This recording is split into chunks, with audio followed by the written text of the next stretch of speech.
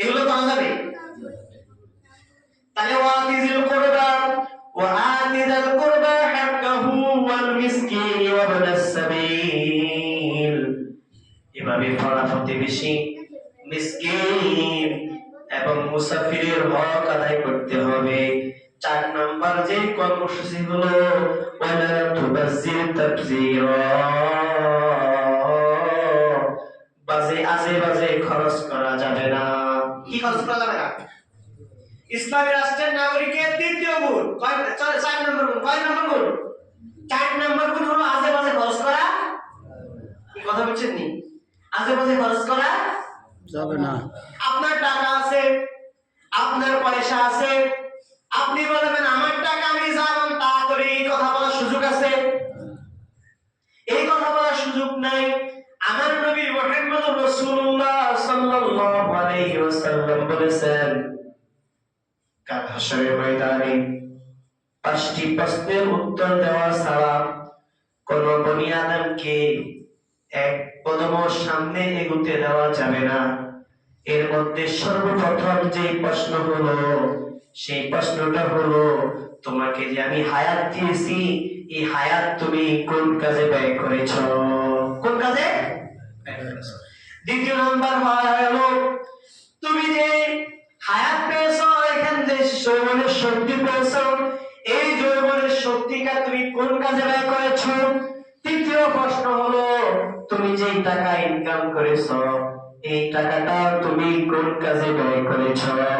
আর 4 নম্বর হলো, তুমি যে টাকা ব্যয় করেছ, এই টাকার ব্যয়টা কোন পথে করেছ? আর 5 নম্বর প্রশ্ন হলো যে তুমি যতটুকু জ্ঞান অর্জন করেছ, এই জ্ঞান অনুযায়ী কতটুকু তুমি আমল করেছ?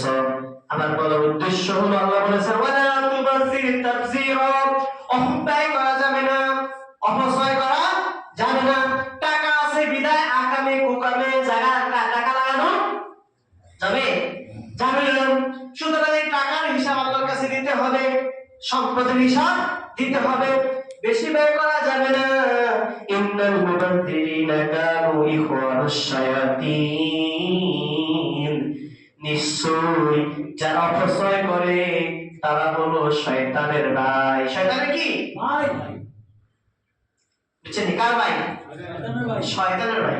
কারা? যারা অপচয় করে। ওয়াকানা শাইতানু লিরাব্বিহি কাফুরা, আর শয়তান হলো তোমার প্রভুর প্রতি অকৃতজ্ঞ। কি ছিল সে? অকৃতজ্ঞ। আল্লাহ তাকে কত কিছু দিয়েছে। এই শয়তান, সে ছিল একটা জিন জাতি, জিনের ছোট বাচ্চা। এই জিনের ছোট বাচ্চাকে আল্লাহ নিয়ামত দিতে দিতে তার মর্যাদা বাড়াতে বাড়াতে বাড়াতে বাড়াতে আল্লাহ পাক রব্বুল আলামিন এই শয়তানকে, এই ইবলিসকে, এই আজাজিলকে, তাকে নিয়ামত বাড়াতে বাড়াতে আল্লাহ পাক রব্বুল আলামিন ফেরেশতাদের নিয়ামত দিয়েছিলেন, ফেরেশতাদের নেতা বানিয়ে দিয়েছিলেন। ঠিক কি না? এখন এই কথা যারা অপচয় করে, তাদের উদাহরণ এরকম, শয়তানের সাথে আল্লাহ তাদের ভাইয়ের তুলনা দিয়েছে। এজন্য তোমার টাকা ছিল না, তোমার পয়সা ছিল না, তোমার কিচ্ছু ছিল না, আমি আল্লাহ তোমাকে দিতে দিতে দিতে দিতে টাকার মালিক দিয়েছিলাম, টাকার মালিক বানিয়ে দিয়েছিলাম। ঠিক যেমন এইভাবে শয়তানকে আমি তাদের নিয়ামত দিতে দিতে ফেরেশতাদের নেতা বানিয়েছি। কিন্তু শয়তান আমার প্রতি অকৃতজ্ঞ করলো। শয়তান বলল, আমি শয়তানকে বললাম তুমি আদমকে সিজদা করো, উসজুদ লি আদম, আচ্ছা আদমকে কি করো?